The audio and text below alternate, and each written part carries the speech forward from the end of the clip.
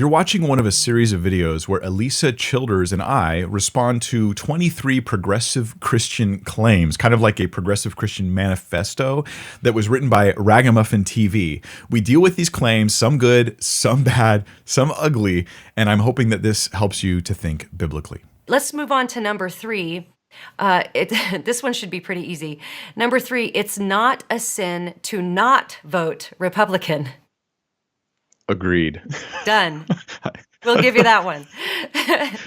Where does this come from? I don't know. I think it comes from that kind of caricature that people have of what you might call conservative Christians, is that if, when you put your saving faith in Jesus Christ, you get a MAGA hat and you get a gun locker and all this, and that goes together. I have wonderful Christian friends who have very strong political opinions, but I don't know any who tie that together with the gospel. They're voting in a way that they think is the most biblical and that they believe is, and we all do that. We're all voting in the way that we believe is going to, because all laws legislate morality. We want to legislate as best we can what we think God would have for people, but yeah, I think it's a bit of a caricature and maybe a bit of a straw man.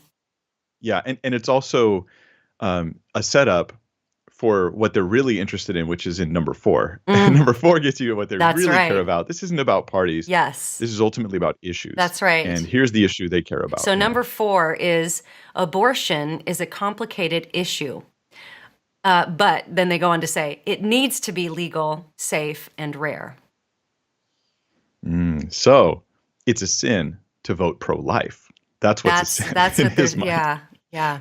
They'll never put it that way because they don't want to say it's a sin and fill in the blank after that. But that's what they're getting at here.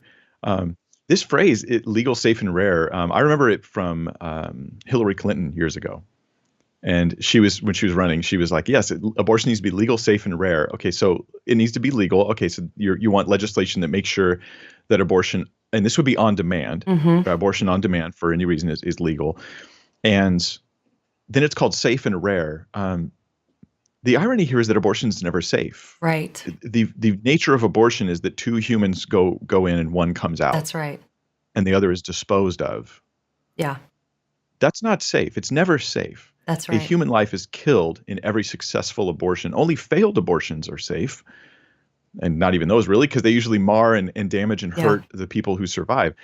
So if it's never safe, then it can't be legal and safe at the same time. Yeah. That's not a possibility. And then they say it needs to be rare, which is odd because why does it need to be rare if nothing's wrong with it? Right. That's what I was thinking. If it's perfectly fine. This is Greg Kokel when he responded to Hillary Clinton years ago. He was like, why does it need to be rare unless you think something's wrong with it? Right. Unless there's some negative connotation to it.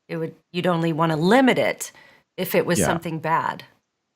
What if you replace the word abortion with just like what it really is, which is deliberately, intentionally killing the preborn in the womb of the mother?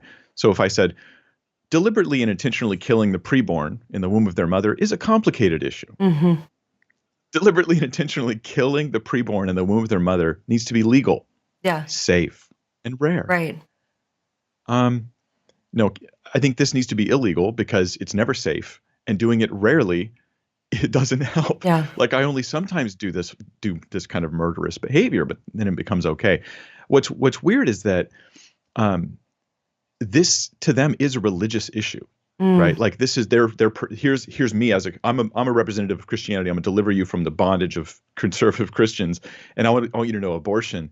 You have to vote for abortion, right? Like to me, this is a worse bondage because not only are you requiring my vote, but you're requiring it for a inexcusable behavior. Yeah. And, they say it's a complicated issue, and I acknowledge that. There are times where abortion is complicated, but probably the only time that people would say abortion is legitimate is when you have a mother and a baby and you're going to lose both because of the condition of the pregnancy. And so you do a procedure, you kill one to save the other. But I think we need to be very, very honest about the fact that we're actually taking a life to save a life. It's like conjoined twins.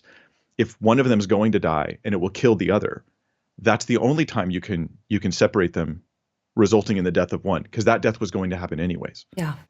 So here we're pro-life. We're just trying to save as many lives as possible. Yeah.